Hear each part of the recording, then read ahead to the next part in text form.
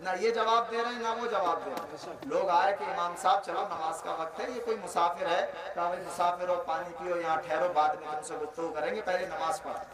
ये चले नमाज पढ़ने के लिए। वो जो आया था मुसाफिर घर में घुसा और घर के अंदर जब दाखिल हुआ, घर में जो औरत थी इमाम साहब की वालिदा, वो मुसल्ले पे बैठकर इशा की नमाज पढ़ के दुआ कर रही थी। दुआ क्या कर रही थी? हाथ उठे हुए थे, अल्लाह से दुआ कर रही थी, या अल्लाह अगर मेरे शौहर इस दुनिया से चले गए तो उन्हें शहादत का मर्तबा अता फरमा, और या अल्लाह अगर वो जिंदा हैं तो एक बार मेरी मुलाकात करा दे ताकि मैं बता दूं कि जो तुम मुझसे कह के गए हो मैं कर चुकी। तुमने मुझसे कहा था बच्चे को आलिम बना देना, तुम्हारी दुआओं से अल्लाह के फजल से इतना बड़ा आलिम बन गया कि मस्जिद नबी का वो इमाम बन चुका है। ये दुआ कर रही है हाथों को उठाकर। ये घर में घुसे और कहा अस्सलाम वालेकुम। औरत ने जब आवाज को सुना पहचान लिया, हाथों को चेहरे पे लगाया, दौड़ती हुई आई। ये आने वाला कोई और नहीं था, वही अब्दुल रहमान फर्रुख थे जो 28 साल जिनकी खबरें ही बंद हो गई थी आना। सबने सोच लिया था वो शहीद हो। औरत के पास पहुंचे, वो जल्दी से आई। अब 28 साल के बाद एक बीवी शौहर को देखे तो क्या आलम हुआ। आई जल्दी से, उन्होंने सोचा गले लग जाए, सीने से लग जाए।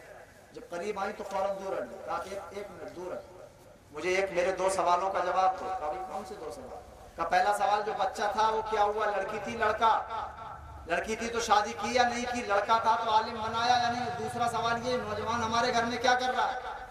ये मुजाहिद थे, 28 साल बाद यहाँ से लौटे, जलाल तो हो गई लेकिन बीवी भी मुजाहिद की थी ना।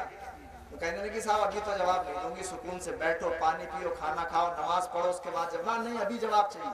कहा बीवी तुम्हारी हूँ, जब तुम वहां रहकर 28 साल जिहाद कर सकते हो, मैंने भी अपने बेटे को अकेले, अपने बच्चे को अकेले पाला, मैंने भी जिहाद किया, ऐसे जवाब नहीं दूंगी। ऐसा करो, सुकून से बैठो, खाना खाओ, फजर की नमाज पढ़ने मस्जिद नबी में चले जाना, तुम्हारे दोनों सवालों का जवाब मिलेगा।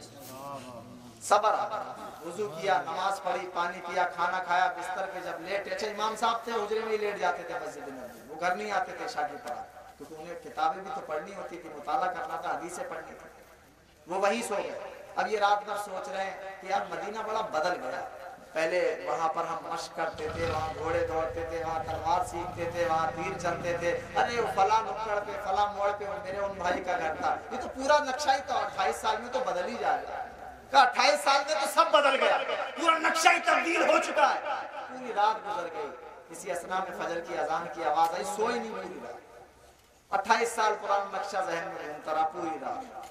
फजर की जब अजान की आवाज उनके कानों में आई, आप उठे और वुजू करके मस्जिद नबी की तरफ पहुंचे। मस्जिद नबी में जाकर सुन्नत अदा करके पहली सफ में जब बैठे, जब जमात का वक्त हुआ, इमाम साहब जाकर मुसल्ले पे बैठे तो बड़ा शर्मिंदा हुए कि यार ये तो वही है जिनसे मैं रात डाल रहा था। यार इमाम साहब गलत थोड़ी होंगे, मेरे घर किसी काम से गए होंगे, मैं तो जबरदस्ती इनसे बड़ा दिल में शर्मिंदा हुआ। अब इमाम साहब खड़े हुए, जब नमाज पढ़ाई, जब नमाज में कुरान पढ़ा। आज भी जब कोई अच्छे कारी साहब कुरान पढ़ते हैं तो ऐसा लगता है दिल को छू कर कुरान गुजरता है। और वो लोग क्या कुरान पढ़ते हैं। जब कुरान पढ़ा तो अब्दुल रहमान फर्रुख जब उनका कुरान सुन रहे थे तो नमाज की हालत में आंखों से आंसू बह रहे। पता दिल में एक ख्याल आया, दिल में सिर्फ एक ख्याल आया कि ऐ अल्लाह, वो शिकायत भी थी लहजे में, ऐ अल्लाह 28 साल पहले मैंने अपना घर छोड़ा था, मेरी बीवी हामिला थी, अगर मैं घर नहीं छोड़ता, तेरी राह में नहीं जाता और तू मुझे बेटा देता तो मैं भी अपने बच्चे को ऐसा ही कुरान पढ़ना सिखा देता जैसा ये इमाम साहब पढ़ रहे हैं। इसी बात में नमाज खत्म हो गई। नमाज के बाद में इमाम साहब ने दुआ की, जब हदीस पढ़ाना शुरू किया, हाँ जब उनका हदीस पढ़ाने का अंदाज कि हुजूर ने इस मौके पे ये बात कही थी, एक एक बात, एक एक नुक्ता समझा रहे हैं लोगों को। जब उस चीज को सुना तो रोने लगे। लोगों ने पूछा भी रो क्यों रहे? कहा मेरे दिल में एक तमन्ना है, काश मेरा बेटा भी ऐसा ही होता। ये है कौन? इनका नाम क्या है? कहा इनका नाम रबी है। नाम नहीं सुना? कहा इनके बाप से मिलवा दो, एक बार उनसे मुसाफा करके उनके हाथ चूमना चाहता हूं, उनकी पेशानी चूमूंगा। कहा पेशानी क्यों चूमूंगा?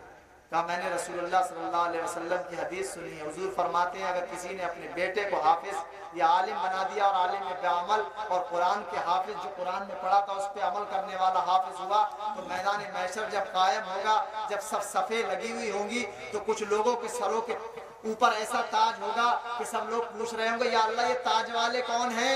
ये नबी हैं, ये शहीद हैं, ये सिद्दीक हैं, ये हैं कौन? अल्लाह फरमाएगा ये वो लोग हैं जिन्होंने अपने बच्चों को हाफिज कुरान बनाया। मैंने हदीस में सुना है कि हाफिज के वालिद के सर पे अल्लाह ताज रखेगा और ऐसा ताज होगा जिसकी रोशनी सूरज से ज्यादा तेज होगी। तो मैं उसकी पेशानी चूमूंगा, इसके बाप का पता बता। गारे इसके बाप की ना पूछो, इसके बाप ने इसको नहीं पढ़ाया, इसकी माँ ने पढ़ाया। कहा इसका बाप का नाम तो बताओ, है कहाँ? कहा इसके बाप तो 28 साल पहले अपने घर से निकले थे, न जाने शहीद हो गए बेचारे, लौटे ही कहाँ। अब इनके दिल में एकदम बात आई, मैं भी तो 28 साल पहले गया और ये मेरे घर से ही तो निकल रहा। कहा इनका नाम रबिया है। कहा हाँ रबिया। का बाप का नाम का अब्दुल रहमान। आज अपना नाम उस जबान से। जब अब्दुल रहमान किसी ने नाम लिया फौरन सजदे में सर रख दिया, अर्ज किया या अल्लाह तेरी अता भी बड़ी बेमिसाल अता है। जब तू नवाजने पे आता है, मैं वहाँ इस्लाम की हिफाजत कर रहा हूँ, यहाँ मेरा बच्चा इस्लाम। क्या बात है। लोगों ने कहा सजदे से सर तो उठाओ, रो क्यों रहे हो? मुसाफिर साहब हो कौन? कहा मैं ही तो अब्दुल रहमान हूँ जो इनका बाप।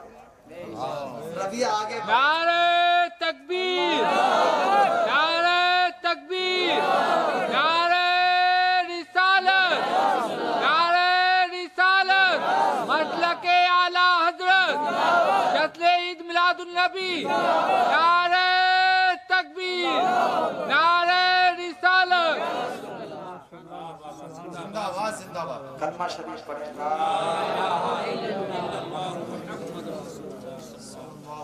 पता है रबिया जो हदीस पढ़ा रहे थे वहाँ उसको मौकूफ किया, वहाँ से उठे, आए बाप के सीने से लगे। अब सोचो आपका अपना बेटा अगर आपकी गांव की मस्जिद का इमाम बन जाए, कितने फखर से वालिद जाते हैं नमाज पढ़ने के लिए, मेरा बेटा खुद नमाज पढ़ा।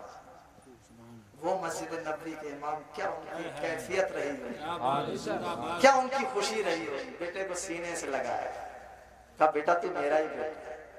सीने से लगाया, लेकर घर की तरफ चले। जब घर के दरवाजे में पहुंचे तो दरवाजे में पर्दे की आड़ में उनकी बेगम खड़ी थी।